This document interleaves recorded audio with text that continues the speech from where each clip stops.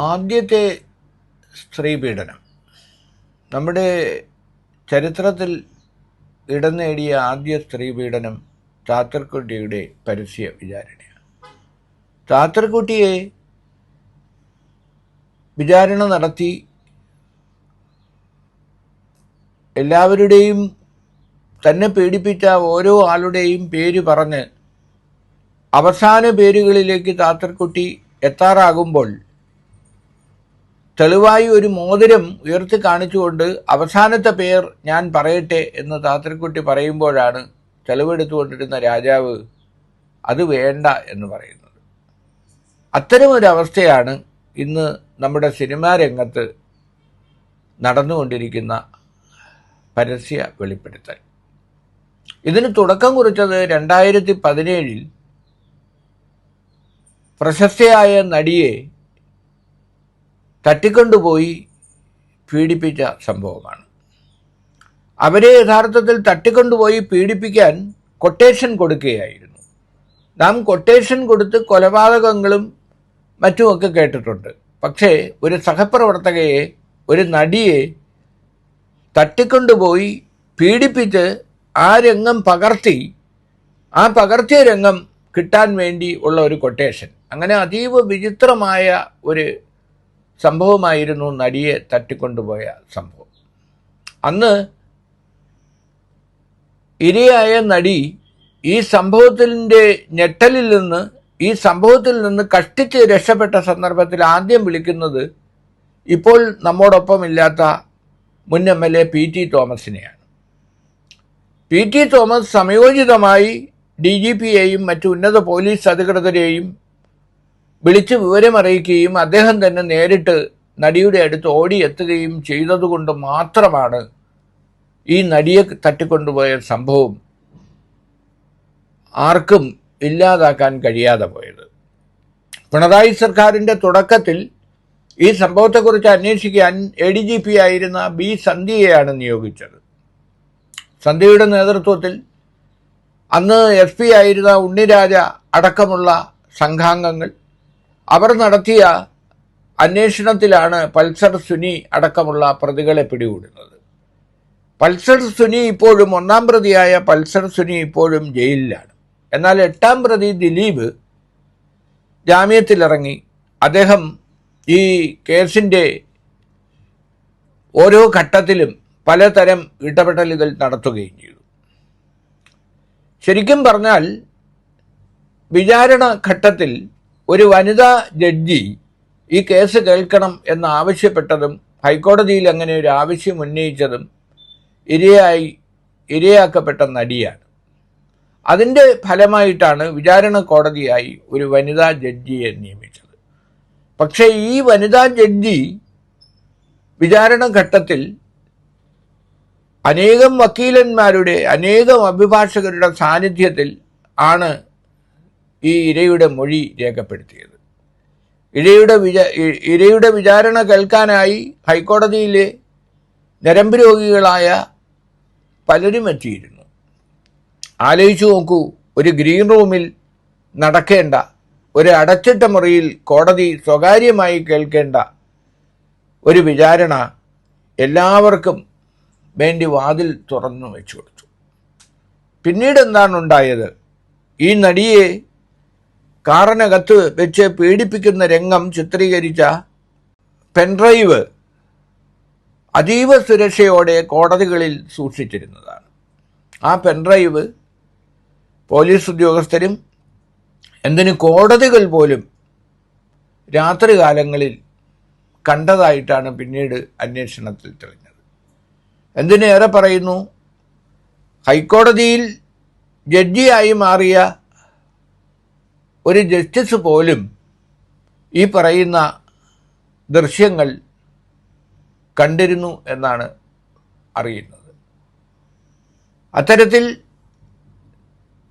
ഇരയ്ക്ക് നീതി നേടിക്കൊടുക്കേണ്ട അന്വേഷണ ഏജൻസികളും നീതി പ്രഖ്യാപിക്കേണ്ട കോടതികളും വരെ സംശയത്തിൻ്റെ നിഴലിൽ നിൽക്കുന്ന ഒന്നായി ഈ സംഭവം മാറി. ഏറ്റവും വിചിത്രം, നമ്മുടെ ഭരിക്കുന്ന പാർട്ടി ദിലീപിനെ പോലും വിലങ്ങ് വെച്ചില്ലേ, ദിലീപിനെ പോലും ജയിലിലിട്ടില്ലേ എന്നൊക്കെ അവകാശപ്പെടുമ്പോൾ അത് കഴിഞ്ഞ് വർഷം ഇത്ര കഴിഞ്ഞിട്ടും, അതായത് ഏതാണ്ട് 7 വർഷം കഴിഞ്ഞിട്ടും 7-8 വർഷം കഴിഞ്ഞിട്ടും ഈ കേസിൽ ഒരു തീരുമാനമുണ്ടാവുകയോ പ്രതികൾ ആരെന്ന് വ്യക്തമാക്കപ്പെടുകയോ അവർക്ക് ശിക്ഷ വിധിക്കുകയോ ഉണ്ടായിട്ടില്ല. അതാണ് നമ്മുടെ ഇപ്പോഴത്തെ ഒരു നീതി സംവിധാനം. ഇത്തരമൊരവസ്ഥയിൽ അന്ന് തട്ടിക്കൊണ്ടുപോയ നടി കാണിച്ച ധീരമായ ഒരു നിലപാട്, തൻ്റെ ഭാവിയും ജീവിതവും പോലും പോകുന്നെങ്കിൽ പോകട്ടെ എന്ന നിശ്ചയദാർഢ്യത്തോടെ അവർ പരാതിപ്പെടാനും കേസ് കൊടുക്കാനും എല്ലാം രംഗത്ത് വന്നതിൻ്റെ അനന്തരഫലമായിട്ടാണ് WCC എന്ന നടിമാരുടെ സംഘടനയുണ്ടാകുന്നത്. WCC ആ ഇരയ്ക്ക് വേണ്ടി, ആ നടിക്ക് വേണ്ടി ശക്തമായി രംഗത്ത് വന്നു. അതോടെ അമ്മ എന്ന് പറയുന്ന അംഗീകൃത സംഘടന, സുകുമാർ അഴീക്കോട് ഒരിക്കൽ പറഞ്ഞതുപോലെ, ഈ അമ്മ എന്ന പേരൊരിക്കലും ഈ സംഘടനയ്ക്ക് യോജിച്ചതില്ല, കാരണം ഇതിന് തന്തയില്ല എന്നാണ് സുകുമാർ അഴീക്കോട് പറഞ്ഞത്.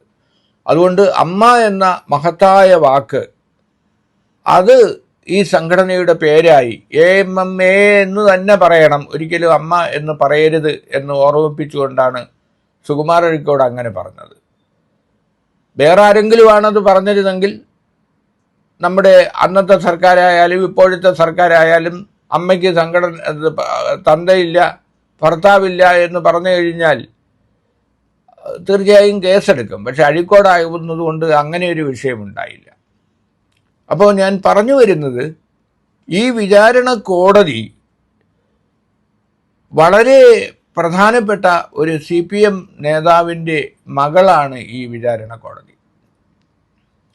അപ്പോൾ ഈ വിചാരണ കോടതി വനിതാ ജഡ്ജി പക്ഷപാതപരമായി പെരുമാറുന്നു. അതുകൊണ്ട് ഈ കോടതിയിൽ നിന്ന് കേസ് മാറ്റണം എന്ന് പലവട്ടം ഇര ആവശ്യപ്പെട്ടെങ്കിലും അത് നടന്നിട്ടില്ല. എന്തായാലും വിധി പറയാൻ നാളുകൾ അടുത്തു വരുമ്പോൾ എന്തായിരിക്കും വിധി എന്ന് കേരളം, അതുപോലെ തന്നെ ഇന്ത്യൻ സിനിമാ ലോകം തന്നെ ഉറ്റുനോക്കുകയാണ്. കാരണം ഒരു ഇര പീഡിപ്പിക്കപ്പെടുമ്പോൾ അവർക്കുണ്ടായ ദുരനുഭവങ്ങൾ ഒരു സ്ത്രീയോട് തുറന്നു പറയാൻ, അല്ലെങ്കിൽ ഒരു സ്ത്രീയായ ന്യായാധിപ അത് കേൾക്കുന്നതും തീരുമാനമെടുക്കുന്നതാവും ഉചിതം എന്ന് കരുതിയാണ് നമ്മുടെ നടി ഒരു വനിതാ ജഡ്ജി തന്നെ വേണമെന്ന് ആവശ്യപ്പെട്ടത്. പക്ഷേ വേണ്ട രീതിയിലുള്ള ഒരു നീതി വിചാരണ ഘട്ടത്തിൽ അവർക്ക് ഈ കോടതിയിൽ നിന്ന് ലഭിച്ചില്ല എന്ന് ഇര പലവട്ടം ഹൈക്കോടതിയിൽ പറഞ്ഞു കഴിഞ്ഞു. ഇപ്പോൾ ഈ പറയുന്ന പെൻഡ്രൈവ് കോടതിയിൽ നിന്ന് അനധികൃതമായി എടുത്ത് പോലീസ് ഉദ്യോഗസ്ഥരും കീഴ്ക്കോടതികളും ഒക്കെ കണ്ട സംഭവം, കോടതി ജീവനക്കാർ കണ്ട സംഭവം പരാതിയായി ഹൈക്കോടതിയുടെ മുന്നിലാണ്. അക്കാര്യത്തിലും ഹൈക്കോടതി ഒരു അന്തിമ തീരുമാനം ഇതുവരെ എടുത്തിട്ടില്ല. അപ്പോൾ ഏതെല്ലാം തരത്തിലാണ് ഒരു ഇരയ്ക്ക് പോരാടേണ്ടി വന്നത്? 2017 മുതൽ ഈ 24 വരെ തന്നെ തട്ടിക്കൊണ്ടുപോയ സംഭവത്തെക്കുറിച്ച് പറയണം, തന്നെ എന്തൊക്കെ പ്രതികൾ ചെയ്തു എന്ന് പറയണം, അതിലെങ്ങനെ മറ്റുള്ളവർ കക്ഷികളായി എന്ന് പറയണം. അങ്ങനെ പലവട്ടം യഥാർത്ഥത്തിൽ ഈ പൾസർ സുനി അടക്കമുള്ള പ്രതികൾ ചെയ്ത ഹീനകൃത്യത്തെക്കാൾ എത്രയോ വലിയ ഹീനകൃത്യമാണ് നമ്മുടെ സംവിധാനം, നമ്മുടെ നിയമ സംവിധാനം ആ ഇരയ്ക്ക് നേരെ നടത്തിയത്. ഇതെല്ലാം മനസ്സിലാക്കുന്ന ഏതെങ്കിലും ഒരു സ്ത്രീ, ഏതെങ്കിലും ഒരു പെൺകുട്ടി, അവർ എത്ര പ്രശസ്തയായാലും എത്ര സ്വാധീനമുള്ളവരായാലും എങ്ങനെ നീതിക്ക് വേണ്ടി രംഗത്ത് വരും? സംഭവങ്ങൾ തുറന്നു പറയും. ഇതാണ് യഥാർത്ഥത്തിൽ നമ്മുടെ ഇന്ത്യൻ സ്ത്രീകൾ നേരിടുന്ന ഏറ്റവും വലിയ പ്രശ്നം. അതുകൊണ്ടാണ് കൽക്കട്ട മെഡിക്കൽ കോളേജിൽ ഡ്യൂട്ടിയിലുണ്ടായിരുന്ന ഡോക്ടർ പീഡിപ്പിക്കപ്പെട്ട് കൊല ചെയ്യപ്പെട്ട സംഭവത്തിൽ നുണപരിശോധനയ്ക്ക് അവിടുത്തെ പ്രിൻസിപ്പൽ അടക്കം സഹപാഠികളടക്കം പല ഡോക്ടർമാരും ഇപ്പോഴും നുണപരിശോധന നേരിട്ടുകൊണ്ടിരിക്കുന്നത്. നമ്മുടെ സുപ്രീം കോടതിക്ക്